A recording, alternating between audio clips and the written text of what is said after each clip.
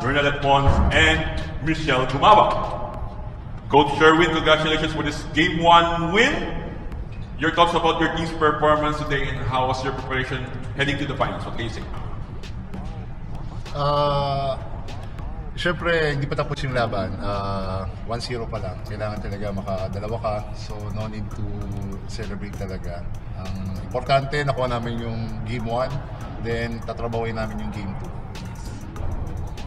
2. Thank you to Gemma. You had 20 points on 18 attacks and 2 blocks. So, what can you say na ito, psychological advantage na itong pagpanalo niyo sa Game 1? What can you say?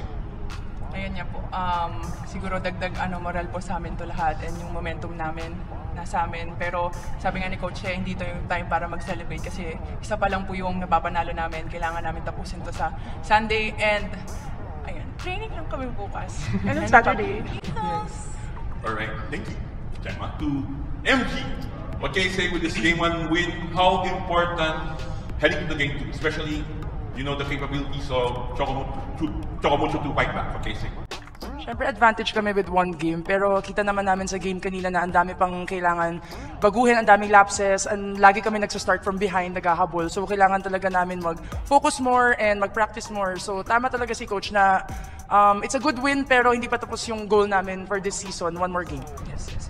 Thank you, MG2. Bernadette, what can you say na in this, in the biggest stage, ito, maganda yung pinakita mo, especially itong fourth set. What can you say? Gusto mo dalawa? Ano ba? Ito, tatlo.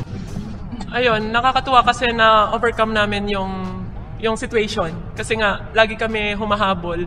And yun, lagi lang din talaga kami nare-remind ni Coach, basta magtrabaho kami ng team, mas magaan yung kalalabasan. Yun, and yun, hindi pa tapos yung trabaho ulit kami bukas para sa Game 2. Gusto na naming kunin to and tapusin. Siyempre, kailangan talagang paghirapan yun kasi hindi yun basta-basta ibibigay sa amin. Alright, thank you. The person. For MJ and Paul, kayo yung nagdala ng spark from the bench.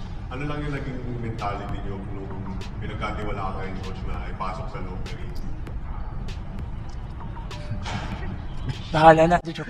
Nung pinasok kami kanina, sabi lang talaga namin, kailangan namin magtrabaho, magbigay ng energy.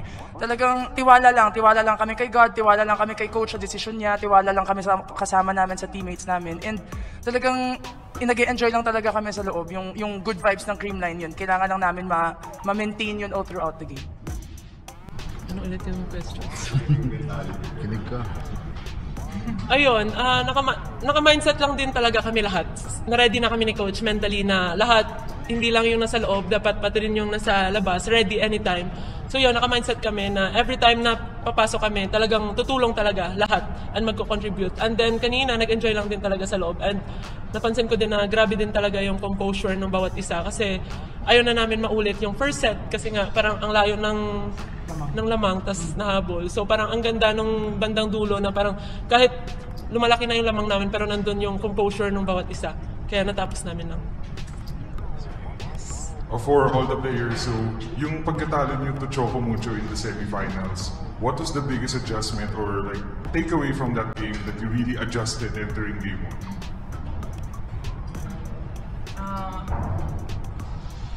1? Maliban sa maganda talaga yung pinakita nila and may adjustment din silang ginawa against sa amin. Madami rin kaming errors, madami kaming mga hindi pagkakaintindihan ng game na yon. So, ngayon lang na medyo nakapana namin, alam naman na namin yung magiging ikot talaga ng tao. So, naging ready lang kami sa mangyayari and kailangan lang namin mag-adjust agad sa mga ganong klaseng ikot ng tao. Same question. Ano yung naging adjustment niyo from the Chocomucho semifinals game entering? Ayun, for me, siguro mental side din. Kasi yung game namin against Choco nung last, 2 sets up na kami, pero natalo pa din. So ayaw na talaga namin maulit yung nangyari. Tapos yung nangyari kasi doon, sobrang dami naming basic errors na yun, lagi na-remind sa amin ni Coach na hindi dapat kami basta-basta nagbibigay ng basic na mga errors. So kailangan lagi talaga nakafocus sa ginagawa namin. For me, mahirap talaga kalaban yung sarili namin. So, kailangan, as what Pons said, hindi talaga kami mabigay ng puntos, yung mga simpleng bola, kailangan mapatay namin. Kailangan lang talaga namin magawa yung trabaho namin. And I think yun yung nagkulang nung first set. Ang dami naming nakalimot, ang daming lapses. Nagkulang talaga dun sa panapos. Pero 5 sets naman, so andun naman yung laban all the way. Pero at least ngayon, mas naging composed and mas naging focused talaga yung team na makapuntos, na kahit nakakapuntos yung kabila, malakas sila pumalo. Given naman yun, andyan si Cici, lalo na ginagawa lang namin yung trabaho namin on our side of the court. And hindi kami nagpapadala sa mga sa nangyayari sa kabila. So kanina lang talaga mas nag-focus kami sa sarili namin and mas nag-deliver lang talaga kami ng trabaho namin na pinapractice namin everyday.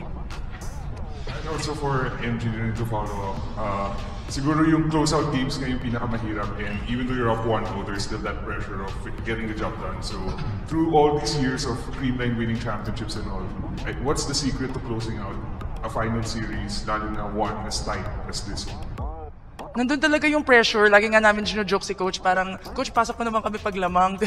Pero andun talaga yung pressure, pero andun yung tiwala ni Coach sa amin. And yun yung magpupush talaga sa'yo na gawin mo yung trabaho mo, gawin mo yung best mo. Lalo na yung tiwala niya kay Mafe na parang breakout season pa lang niya recently. So, ang laking bagay talaga na andun yung tiwala sa'yo ng team, tiwala ng Coach. Yung pressure nandun na talaga yan. So, kailangan lang talaga namin mag-focus and lumaban. Hindi naman lahat magagawa namin or hindi naman lahat mapupuntos mo, pero you just have to do your best. Yun lang talaga yung mentality namin makapasok kami dalawa ni Mafe. Given na papasok kami ng crucial, gagawin lang namin yung best namin. Okay. For coach and the players, pumasok na lang po sa isip nyo na this could be yung 8th championship na ng Creamline and you're just a game left para maabot yun. Parang ano pong pumapasok sa isip nyo kapag naisip niyo? Actually, hindi ko pa nga iniisip kasi talagang wala namang nag-champion sa 1-0. So, ang iniisip ko nga yung isahin namin bukas eh. Anong oras? No, 10-1, sorry. Okay. Yun nga, hindi pa namin iniisip kasi kakatapos na ng game, yung preparation bukas kasi sobrang aga na yung isahin namin. So, pero naka-prepare naman kami kung inabot ng ganito. 11 nga yung ano namin. So, yun muna isipin mo namin. Hindi mo namin masyado isipin muna yung game 2. Yung bukas muna yung Saturday. Yes. How about any of sa players? Actually, same naman. Same naman kami ng mindset lahat. Balik sa ensayo, balik ulit kami sa trabaho, and nag-uumpisa talaga yung laro namin sa training. So, kung ano yung nakikita natin lahat sa game, kailangan lumalabas yun everyday sa amin sa training. So, balik muna kami sa back to normal muna kami bukas. Wala muna kami isipin na game ulit and just work hard. Same question. Oh yeah, your answer. Okay, say yung. Sorry. All right. Go. Oh, another one.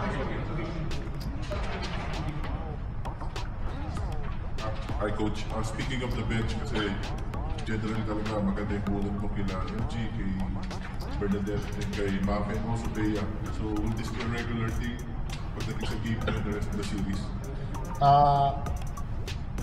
Naano nga ako bago mag-start yung game, talagang nirevent ko naman sila. Yung talagang bench ang magpapanalo today. So nagkatotoo na.